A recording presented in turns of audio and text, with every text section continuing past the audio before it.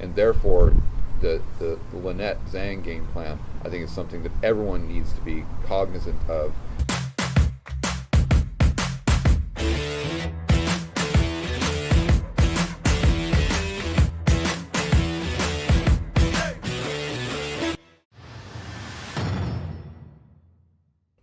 I'm Lynette Zang, Chief Market Analyst here at ITM Trading, a full-service physical gold and silver company. And on this very, very special edition of Coffee with Lynette, I have my very good friend, George Gammon. And we are sitting out by my pond, right, which is all about water and food. And I'm so happy to have you back again, George. Oh, it's fantastic to be here. It's a gorgeous day. I wish the people could see there's not a cloud in the sky and the running water. It's really nice to be here. You know, we have to have some pretty, because all the time we're looking at an awful lot of ugly. Yeah. Economically, for sure. Economically, without a doubt. So let's just start, because you just did, I mean, your videos lately, if you guys have not gone to a site, which would be surprising to me, but if you haven't, you have to. All of the links are available below as well as on our blog. And you just did an excellent video that everybody should be watching on volatility and the fiat currency system. And you used a great analogy on how volatility remains in the system even when it's capped. Yeah. Can you talk to that a little bit more? Because people think that, oh, the Fed did this, and so that made things safer, but... Yeah. Well, I can't take too much credit for that idea, because that's from Chris Cole. Right. And so I want to give him all the... And he deserves it. Hat tip to him, for sure. But he has an idea where volatility can't be extinguished or it can't be reduced. So if you reduce the amount of volatility in one area, it's going to show up even more in somewhere else. So the example he was giving is since 2008, well, maybe even 2000, we've tried to reduce the amount of volatility in the stock market by doing quantitative easing, or the Fed and their psychological games that they try to play, with the expectations, policies, and whatnot. And they do this to try to smooth out the business cycle, or at least in assets, to smooth out this boom-bust type of thing, so where assets only go up and up and up. But in doing so, you're creating volatility somewhere else that should have been initially expressed through the stock market. So where's it showing up? Social unrest. Right. Because you're increasing the wealth gap, because the people who own the assets are the ones that are benefiting, but the people who don't own assets, they're left high and dry, and it makes it harder and harder and harder for them to buy a house or to buy stocks. And if they do, they have to buy them at ever increasing prices, and those last people coming in are more at risk if nominal prices go down. Right. So that was his example, and I thought you think about that, and it really makes sense, and it goes back to something that I believe, and that there's no free lunch. And I believe that too. Whatever you do, or whatever the government does, is an example of the stimulus check. You can say, well, it saved a bunch of people, we had to do it. Well, that may be true, but you're only looking at the benefit. There is always going to be a cost. So to do a proper analysis, you have to ask yourself, what is the cost? And I would argue that it would be distorting the economy even further by misallocating resources. Right. And we've got our entire economy that's been built on artificially low interest rates. And most people don't realize that interest rates are the cost of money. Exactly. Right? And money is one half of every single transaction. So if you're fixing the price of money, in essence, you're fixing the price of every single transaction in the economy.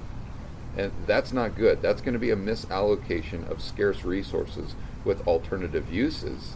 And at some point in time, that's going to collapse in on itself. That was the whole problem, or one of the main problems, with communist Russia, is they didn't have any price signals. Okay, well, you don't have prices. What does that mean? Well, that misallocates resources. So you start, you have famine over here when you've got the Ukraine, which is could have provided food for 100 Russias. That's a result of the price signals, a result of the misallocation. And the more we fiddle around with the free market, the more we're doing the exact same thing, but just in a different, more roundabout way. Well, we saw a really similar kind of thing back in March and April where you had farmers destroying their crops, exactly. right? The exact same thing. And the other piece of it that I really wanted to talk to you about today is the leverage that's allowed inside of the system because of those low interest rates and the cost of debt being so cheap. Yeah. Right? So if you can borrow for nothing, right, and then you're basically guaranteed that whenever there's a correction in the market, the Fed's going to rush in with more to support this. Well, can't they do this forever? And this is leading to a question on derivatives. But, can't they do this forever? Because that's what a lot of people think. They can just do this forever. Well, it didn't work in Japan. No, it didn't, did it? So we're about maybe 7 years behind Japan in our policies. And so it's not to say that the United States has to be Japan, because a lot of people that like to focus on the deflation argument, they'll say, well, Japan did QE, Japan did this, Japan did that, and they've still had deflation in their economy. But their market in nominal terms is lower today than it was in 1990, where our market did the opposite. So just because we do exactly what Japan does doesn't necessarily mean that we're going to get the exact same results. But my point there is, they've bought the junk debt, they've had negative interest rates, they've had ZERP and NERP yield and curve all these control things. and exactly. Right, and they still went. Their yield curve's still inverted. Yeah, and they couldn't control those asset prices. Right. They still went down. So it's not a guaranteed type of thing. With quantitative easing, the more I talk to guys like Jeff Snyder and my good friend Brent Johnson, the more you start to realize that the way they do quantitative easing, it doesn't have a direct effect on the market. It may have an indirect effect, but what the Fed's game is more psychological. Exactly. They'll try to jawbone the market higher because they realize just by creating more bank reserves, it doesn't really, unless there's a third-party action, it's not going to get the intended result, right? So, as an example, the Fed comes in, they buy treasuries, they buy mortgage-backed securities. That increases the amount of bank reserves, but they're still reliant upon the banks to use that excess balance sheet capacity to extend loans to the hedge funds, and then they're relying on the hedge funds to then believe that there's a Fed put to go in and buy stocks, and then they're reliant on all the financial advisors to continue to push this 60-40 portfolio, and they're reliant on the general public that still want to go in and buy equities because they believe there's a Fed put. So it's not just this light switch where you create more bank reserves and boom, all of a sudden the stock market goes up as a result of those additional bank reserves. There's multiple things that have to happen. So that's why the more I look at it, the more you realize that the Fed's in really in a game of psychology.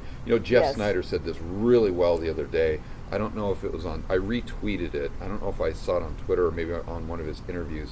But he said the Fed isn't really a part of the monetary system so much as they're a part of the financial media. And I think if you really let that sink in, you're like, okay, yeah, that starts to make a lot of sense. It does make a lot of sense. And also the Fed now accounts where they can make that direct deposit to the individuals and not completely bypassing the bank, because the bank has the relationship with the individuals.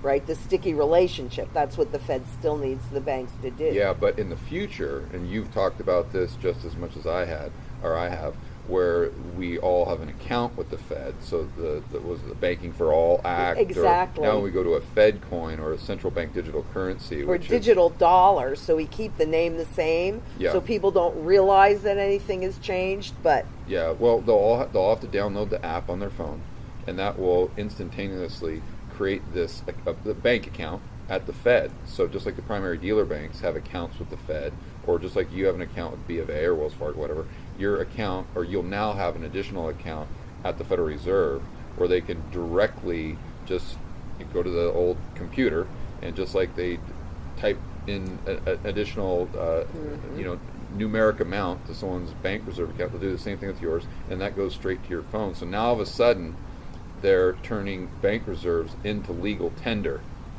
And when they do that, and as Dr. Lacey Hunt says, when the Fed starts paying the bills, that's when you really need to start worrying about consumer price inflation, because they're completely circumnavigating the entire banking system. And that whole daisy chain that we were talking about earlier, that goes away, and it does become a direct relationship between the Fed, the consumer. Then all you have to do is worry about the consumer spending it, if you're them.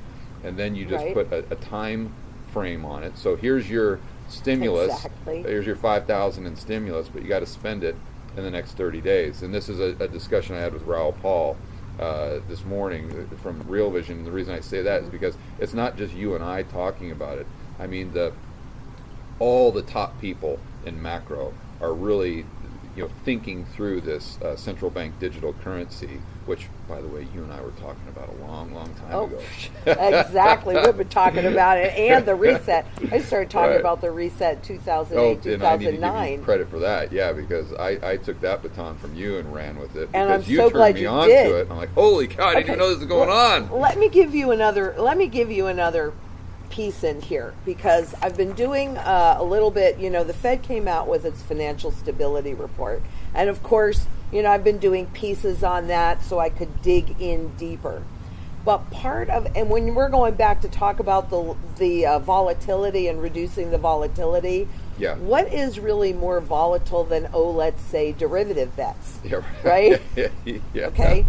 So in a piece by the ISDA, right now derivatives are just a big bet, and it's based on the price action of the underlying. Then it can't be a bet on a bet on a bet. Exactly. I mean, it's insanity. But what I find really interesting is we all know that in 2008 is when liquidity dried up in that system and we had the financial crisis. So rather than changing behavior, they simply came up, which is what they always do, with a change in the accounting laws, and they created what they call netting and compression. And, I just did calculations. Actually, yesterday I was working on this, and the example that the ISDA, which is that self-regulatory body that creates the derivative market, monitors it, and can even determine whether or not a default is actually a default. Right. I mean, it's craziness. But in their documentation, they use the example of how to compress 400, and I believe it was, I don't need them, $438 trillion notional of derivatives into 10. Now, I'm kind of thinking that if they use that as an example, that's probably a fairly common compression, because it looks really bad. I mean, if you actually look at it, because those derivatives did not go away. Those $428 trillion in notional, it's just accounting tricks, right? And I think that too is about controlling the volatility. But and also LIBOR could be too. Exactly. I don't know if you saw that video I did, but the move from LIBOR to SOFR, right, could potentially be a way to suppress volatility by taking out that LIBOR rate from the I don't know if I want to. It's the from the stated financial. Now, see, the financial media and a lot of managers use that LIBOR rate. I forgot the exact chart that they use, but I'll have to give it to you later. But they use that LIBOR rate to determine the health of the system. And so if you take out that rate and replace it with SOFR, which is really just a rate that's done on the repo transactions, right, then you eliminate kind of like a window or this glimpse that we had into the financial health of the system.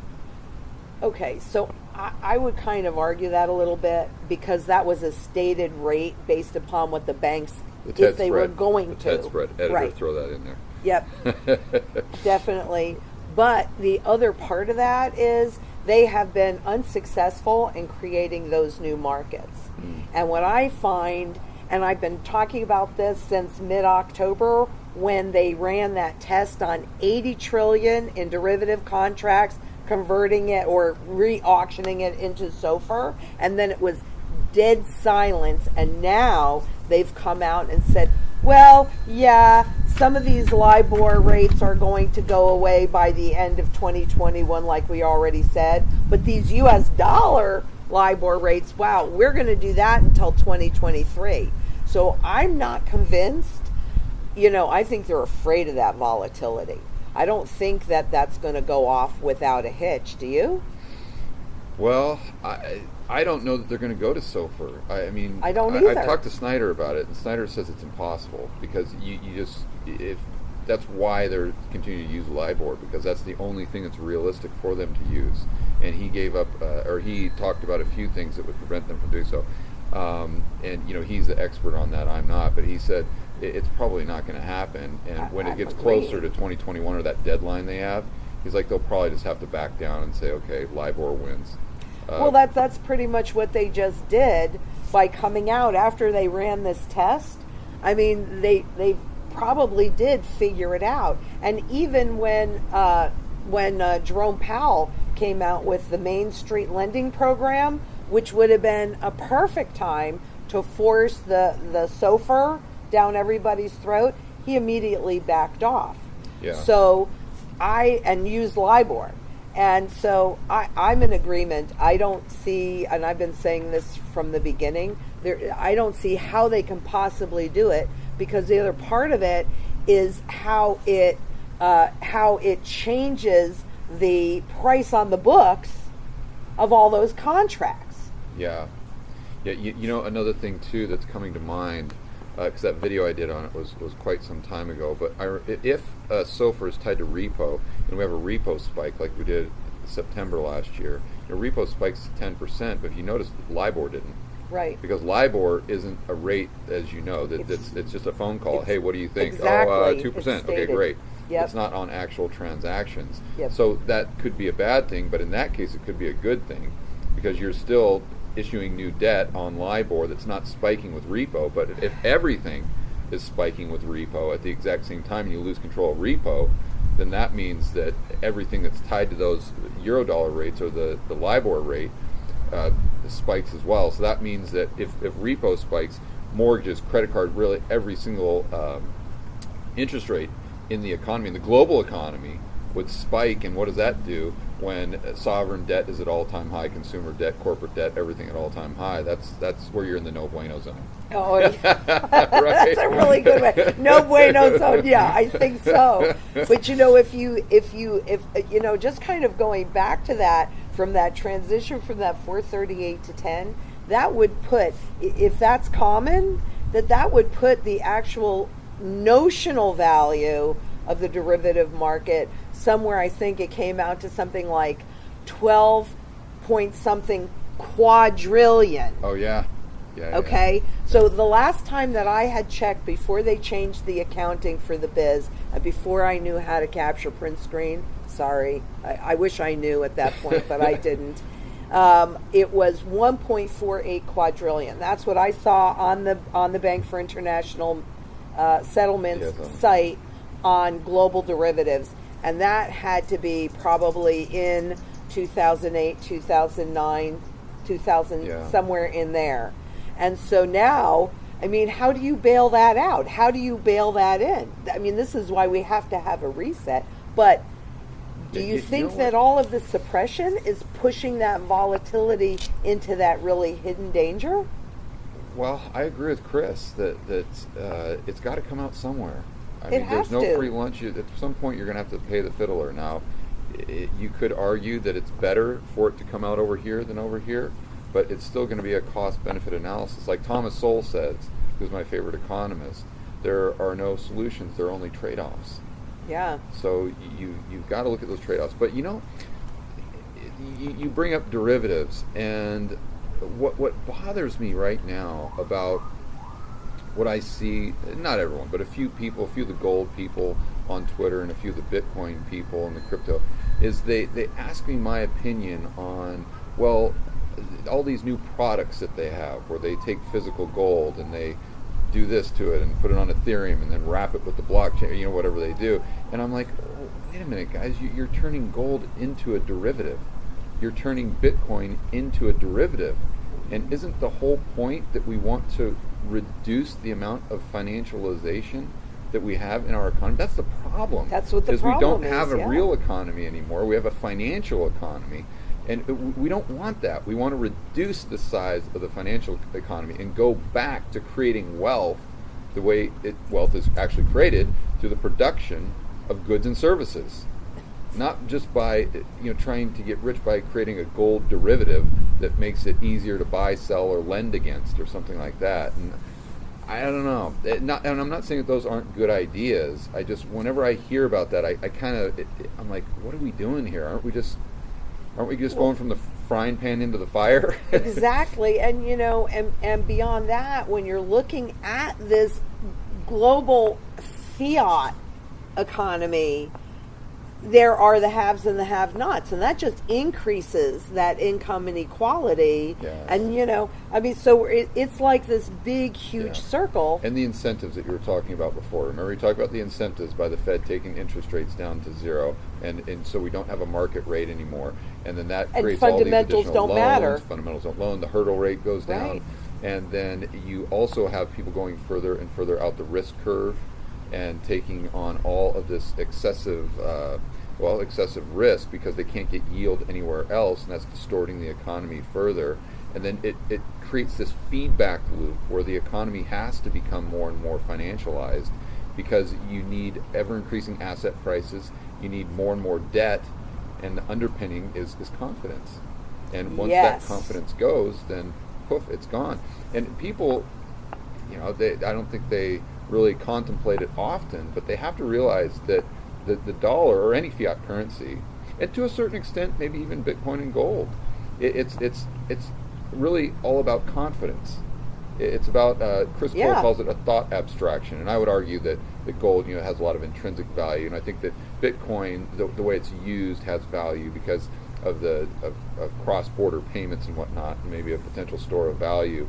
But with fiat currency, it has no value whatsoever other than the confidence that someone else is going to give you a good in service for this green or purple or whatever piece of paper. And once you start realizing that, and then understanding that the derivatives are built on top of a thought abstraction, you realize how fragile the system is, and how, again, I would prefer if we were moving back towards an economy where it's all about producing goods and services, right, and bringing value, right? Because at the end of the day, that's wealth. I always use the example. It shifts example, but of someone being on a desert island, and okay, great, you got your chest of gold, you've got your $1 billion, you've got your 1 billion bitcoins, but you've got 2 coconuts and some salt water. So, are you rich or are you poor? You're poor. So it's just to remind people that the true wealth in the economy is the goods and services. And when we distort the economy with these low interest rates, it makes all these corporations go back out there. And instead of creating more jobs, creating more goods and services, what do? They just buy back their own shares. And that's the easier way to get rich, when you got a risk reward where the Fed has this put, whether it's explicit, implicit, whatever it is. And then you have more and more of the economy moving into the financial sector and away from producing goods and services. So now we've got a complete detachment. Like, there is no relationship whatsoever between the real economy and the stock market. And I would almost argue that there's an inverse relationship, to the point where any news is good news. Right. It doesn't look at matter the what it unemployment is, number right? the other day. You're right. It just any news is good It's news good because because either now it's they're good, gonna it's print good, more. or Right. or it's bad. They're going to go ahead and print more. But at some point in time, and I think we've discussed this, we kind of, in my opinion, we went from a Fed put, and whether it's psychological or not, it was there. So Right. we've gone from a Fed put to a government put. And I think we did this back in March when the Fed had that meeting on Wednesday scheduled, but then they had the emergency meeting the Sunday prior where they dropped interest rates down to zero. They did QE infinity. They admitted to it. And all of these actions in the repo market, and a lot of their 4 and 5 letter programs, the market opened the next day and was still down by like 1,000 points. Right. It was almost like limit down. I think the futures were that Sunday night, where the market kept tanking and just kind of shrugged off this Fed put, like, hey, we're not playing that game anymore. But what happened the Wednesday is the government came in and announced the stimulus package. Then the market starts going back up to now we're at all-time highs. So that's why I say I think we've gone to a government put. But we've seen in other countries where that government put can also expire. Right. I think that's the catalyst that people have to look for. Once the government put expires, meaning they come out with XYZ stimulus, and people don't and the trust market it. still goes Right. down, that's when we have the opposite, where any news is not good news. Now any news is bad news, and the same feedback loop that took us up and up and up takes us down and down and down. Well, do you think that's what Janet Yellen coming in as Treasury Secretary? I think it's all about MMT. I would agree with that. Most people that haven't really studied MMT, the very first thing you do is you merge the two balance sheets. So you take the balance sheet of the Fed, you take the balance sheet of the Treasury, boom, you got one, and that's where you don't have to go through.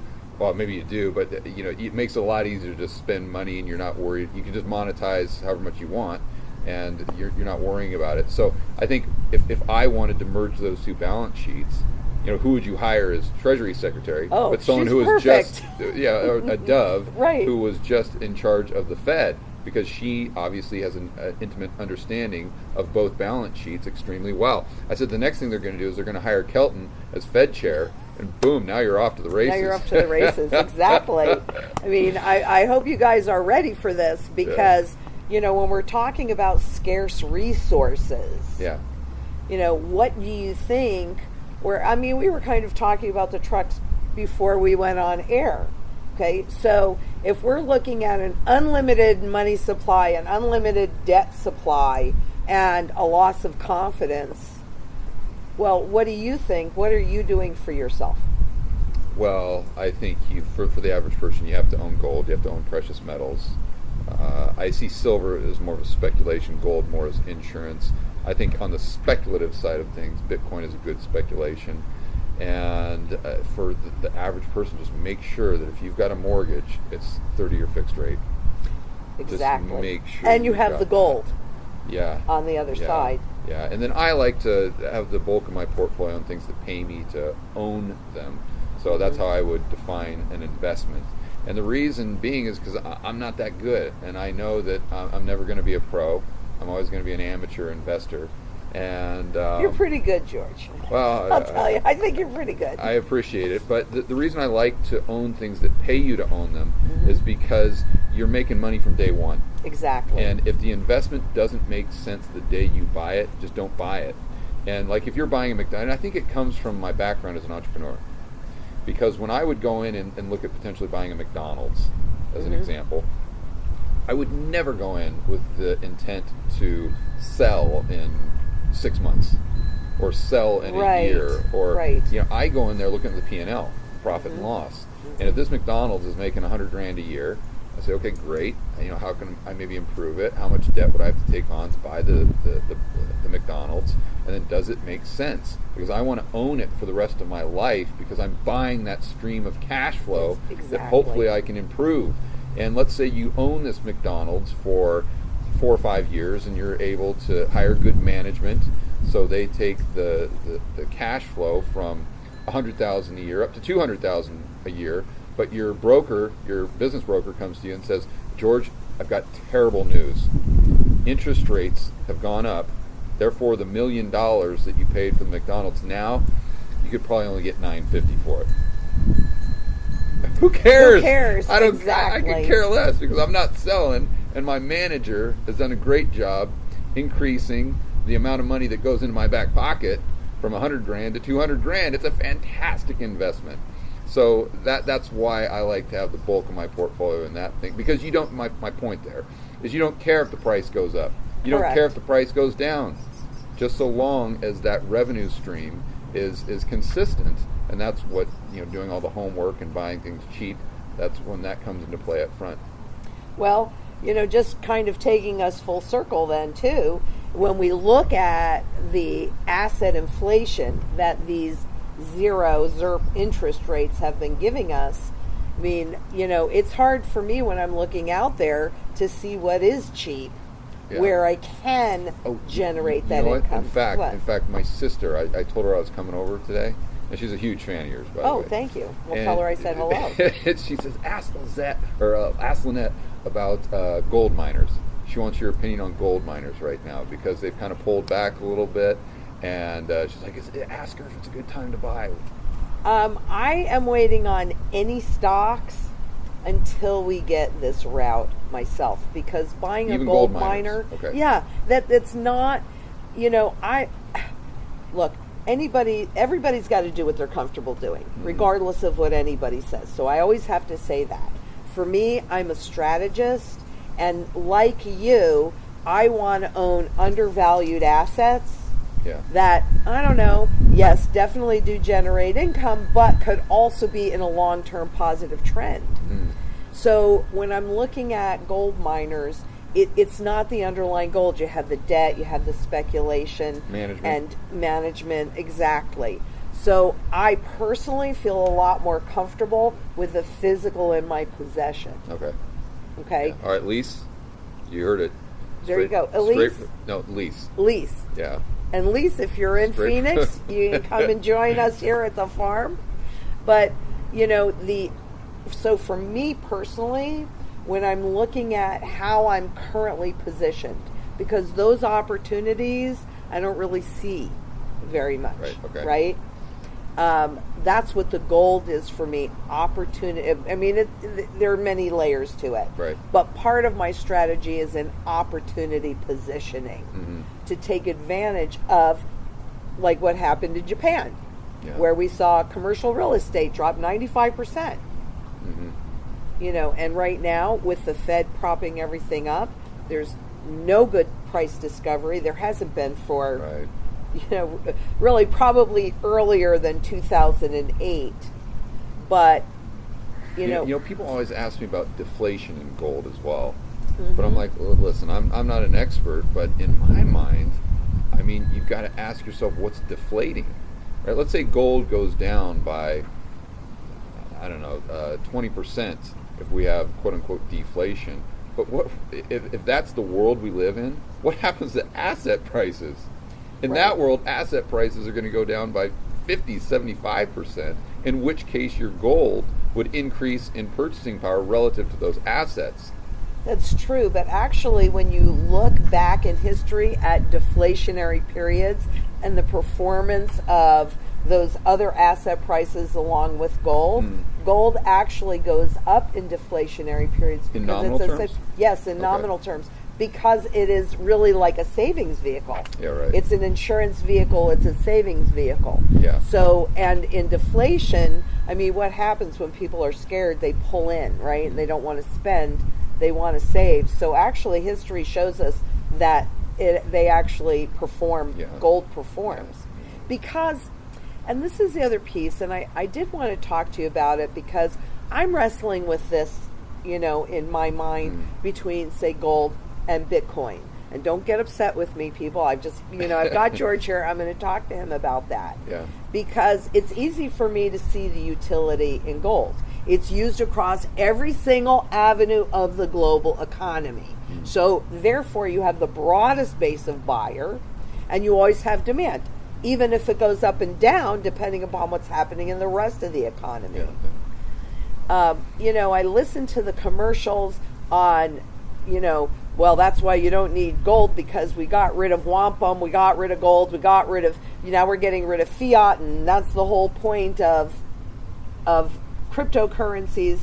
Can you help me understand the utility there? Because I'm having a hard time really seeing it. Well, if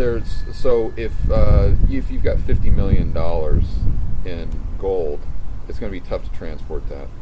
If you got $50 million in Bitcoin, it's on a thumb drive, and you can spend it.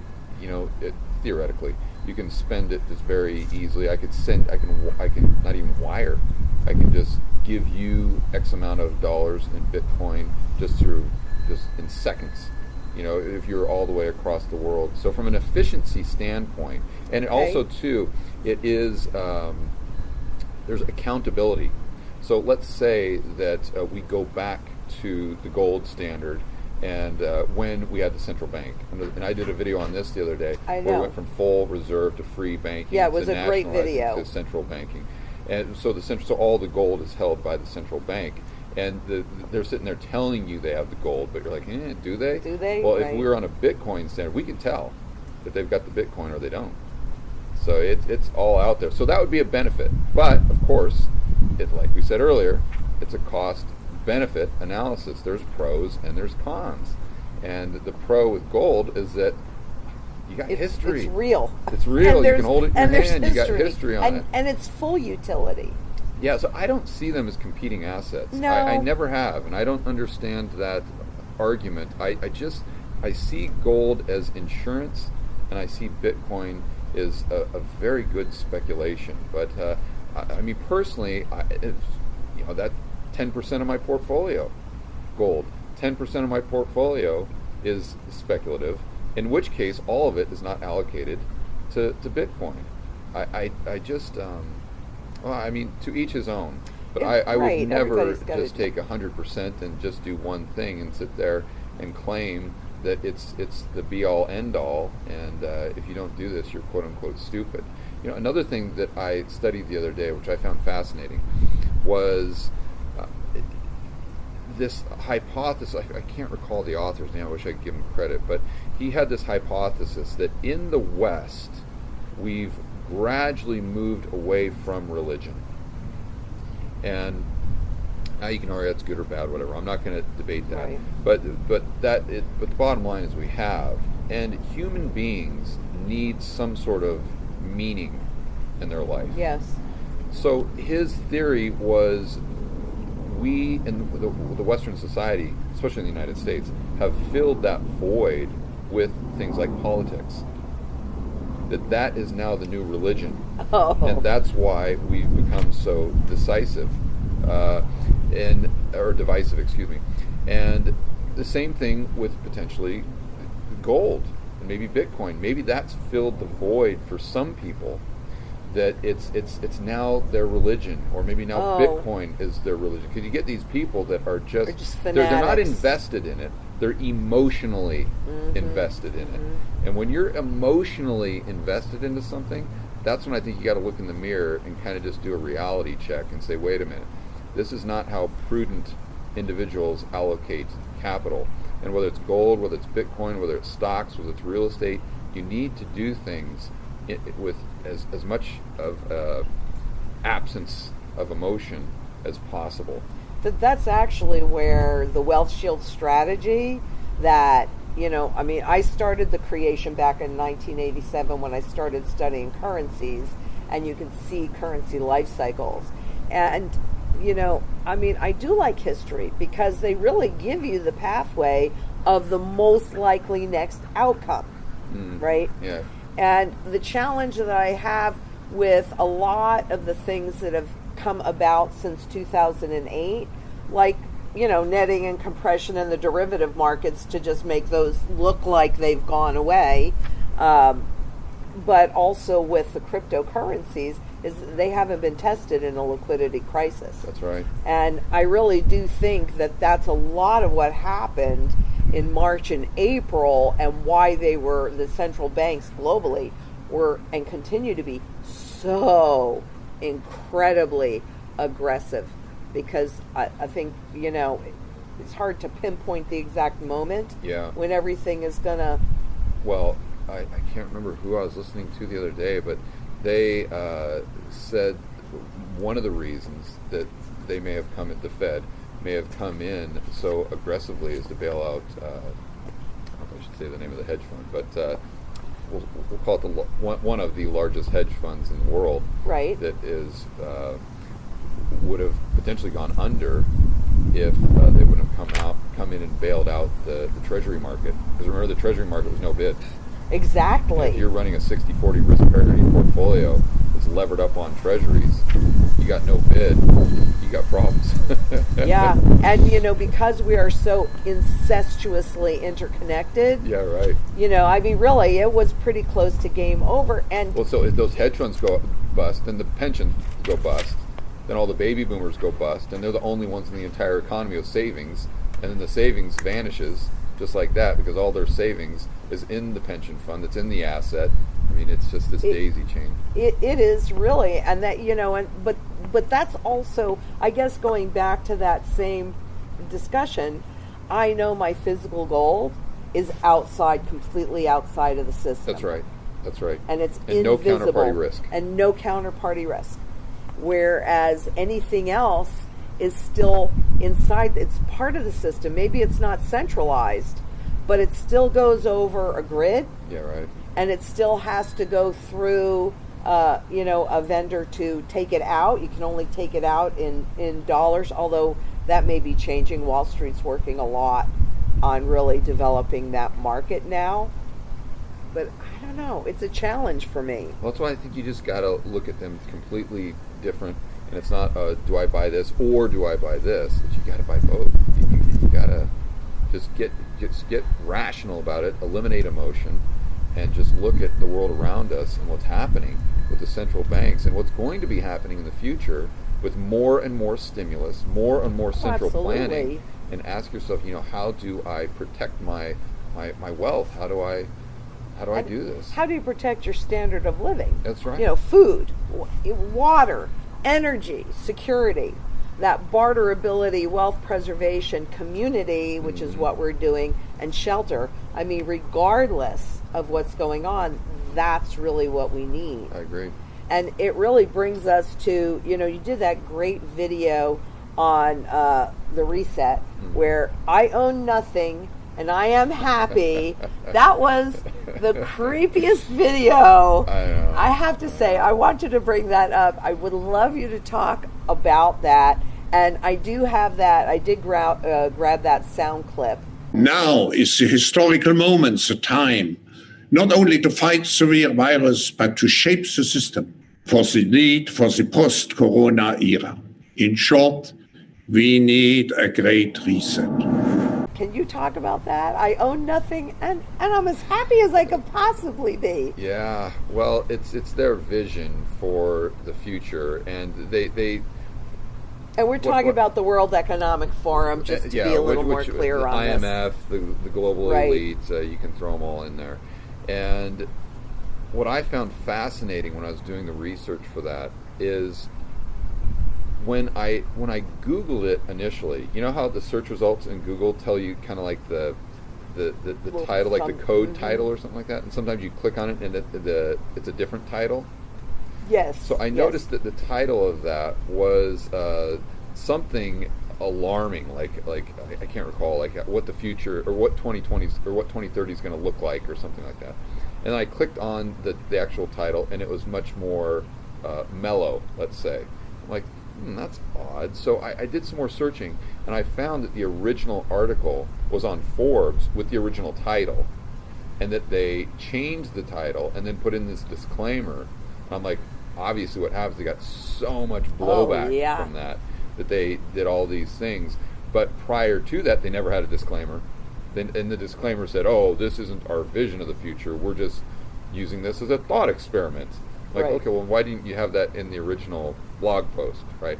And also, if you read not just that one, but multiple posts on their site and the IMF, you start putting all these pieces of the puzzle together. But basically, they're central planners, Lynette. They're central planners. And so their ideal is for communist Russia, let's say, from a standpoint of they own the housing, the government owns the housing, they even talked about not even owning your own clothes, and then having the cloud, which all of the information, whether it's the transactions that you're doing on a daily basis, your thoughts, even your dreams, being collected, and I'm assuming they collect them by some sort of microchip.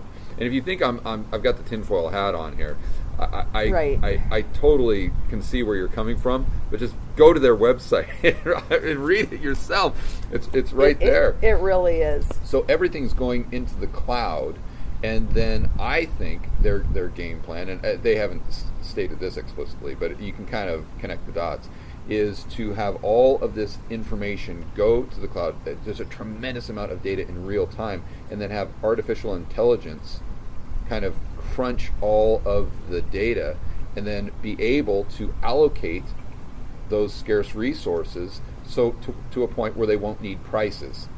You see, if you and I were in charge, if the World Economic Forum came to us, let's say, and said, Lynette, George, you guys are the experts, we need you to come up with a game plan on how we could make communism work, right?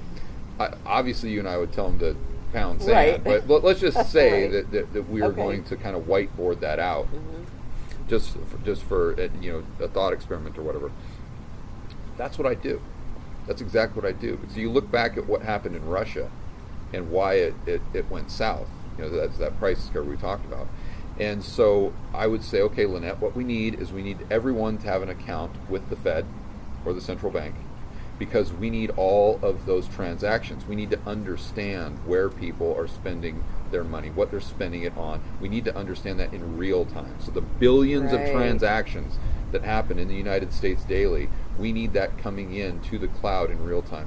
Then we need to hopefully get people's their thoughts, and then for healthcare we need to get the chip to send us their heart rate and everything, so we can determine if we have to provide healthcare, who gets the healthcare and who doesn't, right? And not only that, but we can determine by the chip if you've been eating too much sugar, and if you've been eating too much sugar, for the greater good, we're going to cut you off from buying sugar for the next 6 months because you're part of the healthcare system, and for the greater good of society, we're not going to allow you to eat those donuts anymore. You see, and then I'd say by 2030, artificial intelligence will be so powerful that if we collect all this data in real time, artificial intelligence will be able to allocate resources and manage the economy better than individual human beings could back in the day of free market capitalism. And obviously those aren't my words. Right. I think this would be a disaster, but if you're just asking me how I would make it happen with the greatest chance of, or the least probability of economic collapse from communism, that's kind of how I'd wave the magic wand. So I would assume that their goal, well, I know their goal is central planning. They're explicit in that. So how do you get from A to B? Exactly. And everything that they're doing now with the central bank digital currencies, it all plays right into that. And again, I don't want to say that I'm definitively certain this is their game plan. I'm really trying to. This is just what they're putting. They are actually putting out there. Just trying to connect the dots the best way that I can. Yeah. So how would, in this scenario, how would the government end up owning everything?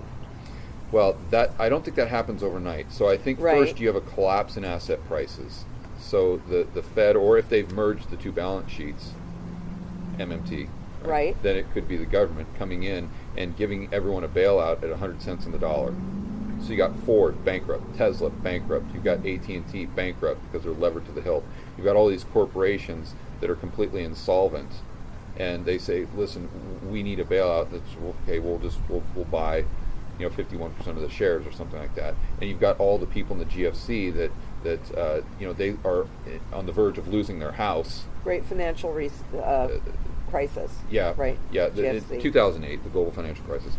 And so, you lose 50% of your equity, and now you're upside down. You don't know what you're going to do. You have to file bankruptcy, and then the government of the Fed comes in and says, "Listen, we'll buy your house at 100 cents on the dollar, and then you can go ahead and just rent it from us." And then you've got a group of people that wouldn't be forced to sell, so they would still have private ownership. But there's always a 100-cent bid from the government on their house. Or another thing I think that might happen is they increase taxes so much on the capital gains that they say, okay, if you sell it to a private party, you're taxed at 90% capital gains. But if you sell it to the government, then we'll go ahead and lower that down to 0, because if the government owns the asset, then we know it's for the greater good. And if the government owns everything, then we never have to ever again worry about this boom bust cycle crushing the economy, and we can move on into a utopian society where you don't have to worry about assets. You don't need them anymore. We don't need the financialized economy because it's all in the government's balance sheet.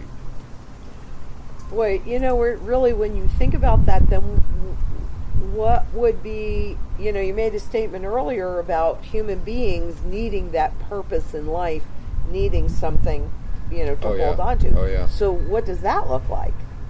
Because I agree with you. I mean, we all need a purpose. Honestly, I think it would be drugs. I mean, I hate to say that, but because another thing, they want to completely eliminate religion. And again, I'm not here to argue whether that's good or bad, but I think, why do you eliminate religion? Because then the government becomes God. And then think about it. The government's providing you with everything. The government is providing you with shelter. The government's providing you with food, with clothing, with a job. The government's providing you with health care. See, so they're in the position, and it takes you straight back to 1984, Orwell, all of that stuff. So again, I don't know definitively that that's their game plan, but it seems to make sense. It makes a lot of sense, and it is not a future that looks pretty for my children, my family, and people that I love, and everybody out there. Well, the good news is that there are no certainties; there are only probabilities. And a lot of people think this agenda, which they call it an agenda. That's not my word. Right. This Great Reset agenda is just there. It's going to be one foul swoop, and the whole entire globe is going to be under their control. Not necessarily, because there are a lot of countries that would not benefit from this in any way, shape, or form. Because one of their big pushes is with green energy. And so you've got to look at the Middle East as an example, like Saudi Arabia. They're not going to play ball with that. And if you look at a lot of their initiatives for greater equality, right? And to be clear, they say that they're not looking for equality of opportunity. They're looking for equality of outcomes. That's the key. Quality of outcome. Right? So that gets very, very scary. That does get scary. But there's a lot of places around the globe that I think will most likely tell them to pound sand, because it would just, their initiative or their agenda would just utterly destroy their entire economy. So I don't think it's something that they can just roll out. It's not. Yeah, I don't think the entire globe. So there's going to be areas where, it might be uncomfortable. You might have to move, or you might have to move some capital. But there's going to be capital flight to areas that I don't think are going to be on board with this. And probably also out to, more rural areas. Yeah. Out of the cities? Yeah, see, my concern with that is, with your plan, you're good to go because you're self-sufficient. And then that's the piece. I think we all need to be as self-sufficient as possible. Yeah, I go back to the desert island example, and I'm like, I have so many employees in Medellin from Venezuela, and they fled Venezuela because of the hyperinflation and socialism there. And so I always kind of remind myself, listen, if I had $1 billion worth of gold, but I was in Venezuela and I couldn't get out, I'm still screwed. I'm still dirt poor. I can't put food on the table. Now if I could get out, I've preserved my wealth through gold, which is great, but being right there, I got big problems because there is no food at any price, So it's again, it goes back to goods and services, and that's why I say, especially with Americans, for heaven's sake, get a passport. Right. Why not? What's your downside there? And if you Well, got we one, might have to get vaccine in order to get on the plane. yeah, well, that's a whole other Oh, topic. that but is another why topic. not We'll have save that one? for another But- day. But my point there is, even if you've got your gold, even if you've got your Bitcoin or whatever is the store of value for you, maybe diesel trucks or artwork or Right. whatever it is, Right. if you're in the United States and you're thinking of, well, this is going to protect me and I don't need to worry about it, if we don't have the supply need chain, if everything. we don't have the goods and You services, need to be as independent. yeah, there are no goods and services for that Monet to buy for you, and therefore the Lynette Zang game plan, I think, is something that everyone needs to be cognizant of. And if they can't execute to the degree that you do, maybe they could just have, Well, some sort of plan B there. I always talk about just having an RV, for heaven's sakes, and maybe having a cabin up in the mountains where you can grow some of your own food. Right. And so where if it hits the fan, then you can just hop in your little Airstream with your diesel truck and then go up to the mountains and just at least have something there. Something. That I think. Oops. Whoops. Oh. Okay, well, we've got sun now. Yeah. And that kind of leads me to the last question, which is I'd like you to talk more about the rebel capitalist movement. Oh, yeah. Well, I think the rebel capitalist movement is something where I'm trying to champion free market capitalism. And it's not just capitalism, because capitalism without a free market is... Well, that's what we kind of have now, isn't it? Yeah, you just crony get close, capitalism. Yeah, you get close to It's- fascism. Right. So that's not good. We need the emphasis on the free market, and we need something to combat. We need a narrative to combat the social planners, or excuse me, Yeah. the central planners. Yeah. And I think if we can think about free market capitalism, and us all standing up and rebelling against central planning in a way that's nonviolent. Nonviolent, of course, yes, of course. nonviolent. Yeah, but in where we take the high ground, not ethically and intellectually, and we come back with solid arguments that we know have stood the test of time, and we continue to put out content like you're doing, like And I'm like doing, you're doing, and right, everyone and is there are telling their others, friends right? and their families, and everyone becomes kind of their own version of a rebel capitalist. And that's what I'd like to encourage everyone to do, be cognizant of, and continue to educate yourself, and just be prepared, because if you're not prepared, you're going to be a victim, like I always say. Exactly. And we talked about a lot of things today that really do not paint a particularly attractive picture to most people. But unfortunately, there will be many that will be caught up in this trap because they believe the lies.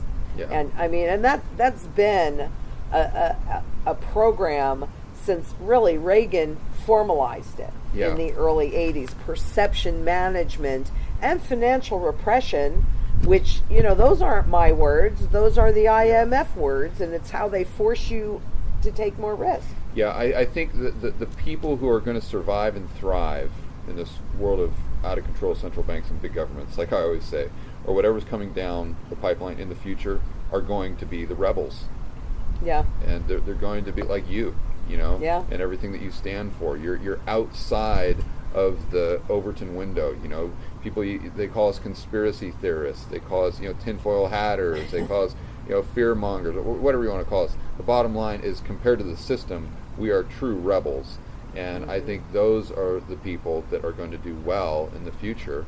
And that's why I'd encourage everyone to hop on board and join us and help us in the cause. Absolutely. And again, it's not just buying one thing. It's not, gold alone. You can't eat gold. Yeah. But you can convert it into food to eat. They did that in Zimbabwe. Yeah, right. Right, where they went out and they panned for gold, and that is actually how they were able to support and feed their families. Yep. But it really is, food becomes the single biggest issue. It's food, it's water, it's energy, it's security, it's barterability, wealth preservation, community, and shelter. This is what we need to do to be as independent and self-sufficient as we are already walking through the reset. Yeah, right. You know, it's just not obvious to everybody because everybody thinks that's just going to be like this one big clap. But frankly, when we see that one big clap, whenever that is, Yeah. it's too late to do anything about Yeah, it. you know, I think it's like that Hemingway quote about bankruptcy, where it happens very, very slowly. They try to Exactly. boil the frog, and then it's just all at once. Because Yep. they just chip away at it, chip away at it, chip away at it. Look at what's happening right now with what we'll call it the cerveza sickness, right? Yeah. You know, I like that term, by the way. yeah, but, you know, prior to this, you'd have all the guys and the gals, and a lot of them were in the gold community, that would say, you know, the government will never cross this line because before they take my gold, I'll give them my lead. Right. You know, the lead I've bullet, heard a lot of people right? say that. There's 300 million guns in the United States, therefore they can't do X, Y, Z. Or if they cross this line, then I'm going to go to the street with my gun, and they better not do this. They better not do this. And there's a lot of tough talk, and I totally get it. Like, I totally get it because, you know, I'm one of those people that's obviously, you know, rebels against the central planners and the big government and whatnot. But my point is, we've not, in 2020, we've gone into this environment where they have literally locked us in our own home. Exactly. And gotten us to volunteer it. Not only that, but a lot of people are demanding it. Yes, it's true. A lot of people on a political side, you know, especially in California, Yeah. you know, they're saying, Oh, yeah. you know, they're demanding tyranny be thrust upon them. Yep. You see? And so where are all the people that said that they were going to form a militia It's a really good and question. go out to the street with their guns and combat this? Because if you're not willing to do it now, where they're locking you in your own house, where they're telling you cannot open your business, you cannot walk out on the beach, you cannot take your dog for a walk, and obviously it's to varying degrees around the country and different countries and whatnot. But you think that you're going to do that if they come in and want to confiscate your gold? No chance. So my point there is, if you're not one of those people, or I would never encourage violence, or I'd never suggest people use violence, but use a different tactic, and use that tactic of having a plan B, to where if this comes on, if any type of central planning or lockdown or any type of 1984 nonsense comes into the future, maybe it's 2022, but you've got that exit strategy, Yeah. to where you're not going to play ball and you're just going to unplug from the whole system, and you don't have to worry about your freedom being in jeopardy, really. And I really love the point that you made about, you know, people say, oh, well, they would never cross, the government would never cross this line, or central bankers would never cross that line. And all those lines have really been obliterated in this pandemic. You're right. Right? But that is actually why I personally only buy the collectible gold. Because it is less likely, should they do an overt confiscation, which I don't know, maybe they will, maybe they won't. That's not within my control. Right. But, you know, when you're looking in the collectible arena, somebody that's paid $8 million for 1 ounce of gold is either writing the rules or likely to have the ability to influence those that write the rules. And, you know, they always say everything is voluntary. You know, taxes are voluntary. Okay, try not to volunteer. Yeah, right. Right? So they make it volunteer. Yeah, if you want to do anything, then you have to volunteer to take the vaccine or whatever they're going to come up with. Yeah. You know, I try and think, what if I'm right and what if I'm wrong? And if there's a solution or an answer that it doesn't matter whether or not I'm right or wrong, then that's the one that I'm most comfortable with. Yeah, as a prudent investor. Exactly. Again, it goes, you're an investor, you're not emotionally invested. Exactly. It's the right tool for the job. Yeah, you got it. You got it. And you know what, too? One thing, I just in closing here, is if people are watching this video, you guys at home, and maybe thinking about what we're saying with this great reset, and you'll own nothing and you'll be happy, and you're thinking to yourself, that will never happen in the United States. It'll never happen here. No chance. You know, Lynette and George are just fear-mongering. I'd really encourage you to think back to 2019. And if you and I were sitting here 1 year ago talking about how there could potentially be the cerveza sickness, and the government, the American government, will lock you in your own home and force you to close your business, you would have said there's no way that can happen in the United States. And here we are in 2020, and it happened almost overnight. Exactly. So anything can happen. There are no certainties. There are just probabilities. And as rational people, we need to understand the world around us, what the global elite, what their objectives are, what their game plan is, and just weigh the probabilities for ourselves and then take action. Right. And that, and that's why I think personally having a plan in place and then just executing on this plan. I mean, I've been working on this piece for over 10 years and actually working on the gold piece a lot earlier than that. But I never thought that I would see what we're seeing in our lifetime. I just didn't. Yeah, but it gives you the peace of mind because you already got the plan in place, and then you don't get emotional about it. Exactly. Right? Like if you didn't execute. That's right. If you didn't have a plan, you'd be freaking out. What do we do? And you'd probably be making bad decisions because you're not thinking clearly. But this is premeditated. All you do is execute. It's like a military operation. Exactly. And you sleep well at night. Yeah, exactly. God, George, I could just keep going on. I could keep going on and on and on, but I know that you have something else that you have to get to. And of course, hopefully we have time for a yummy lunch too. Yeah. So I'd like to thank everybody for joining us today. I hope you got as much out of this discussion as I did. And I'm glad that George is still here in Phoenix, so I get to see him again. And until next time, just really be safe out there. Bye-bye.